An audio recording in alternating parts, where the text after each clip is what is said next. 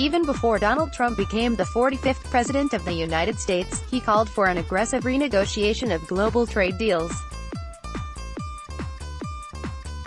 His push to reform trade with China, in order to close the trade deficit, was a hallmark promise of his campaign.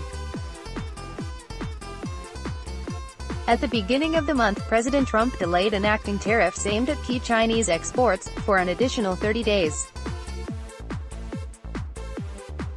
With another decision to delay or enact punitive tariffs looming, President Trump walked back on trade truce comments made by his team over the weekend and now demands that China begin closing the trade gap.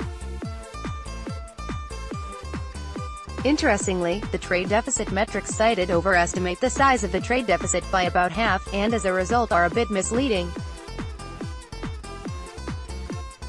Chinese labor and assembly accounts for only a small proportion of costs, while the majority of costs are derived from components produced from all over the world. However, since the final good is exported from China, the entire price is chalked up to a Chinese export, overestimating the trade imbalance.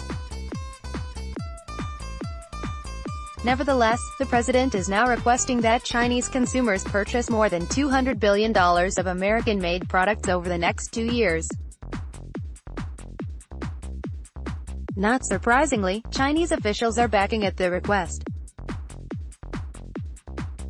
Negotiating trade deals to eliminate the Chinese trade deficit will likely have harmful, long-lasting, global impacts. Amid all of the Chinese trade talks, it is easy to forget that there is also an escalating trade conflict with the European Union.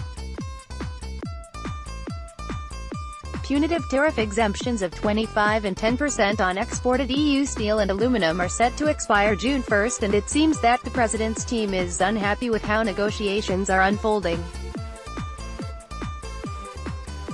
Comments made by the EU Trade Commissioner suggest that little headway will be made before the deadline and that either tariffs or restricted market access will be likely.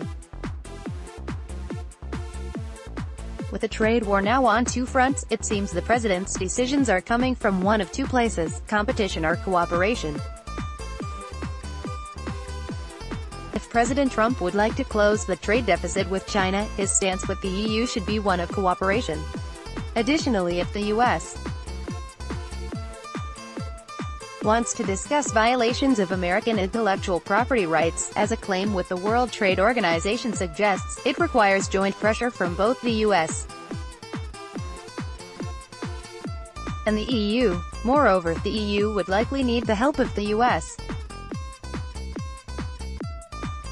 to pressure China, which exports half of the world's steel, to stop depressing steel prices and forcing EU businesses to close.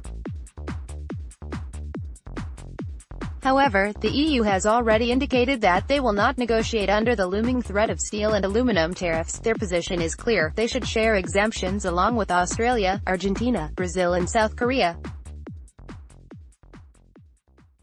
What is also clear is that American-made goods like Harley-Davidson's, denim jeans, and bourbon will be the first items hit with retaliatory tariffs from the EU. Globally, firms have begun to respond to a budding two-front trade war as tariff exemptions are set to expire. If President Trump is committed to his populist political economic agenda, then tactics that promote market competition among US, EU and China firms should be the clear-cut strategy. Otherwise, negotiating trade deals to eliminate the Chinese trade deficit will likely have harmful, long-lasting, global impacts. Here in the U.S., consumers should expect to see prices rising for many imported EU and Chinese products, and jobs in the steel and manufacturing sectors not rebounding. The next few weeks will be an important test for President Trump and his team, if we expect to win this zero-sum game. Commentary by economics expert Jason Reed, assistant teaching professor of finance in the University of Notre Dame's Mendoza College of Business. For more insight from CNBC contributors, follow @CNBC Opinion on Twitter.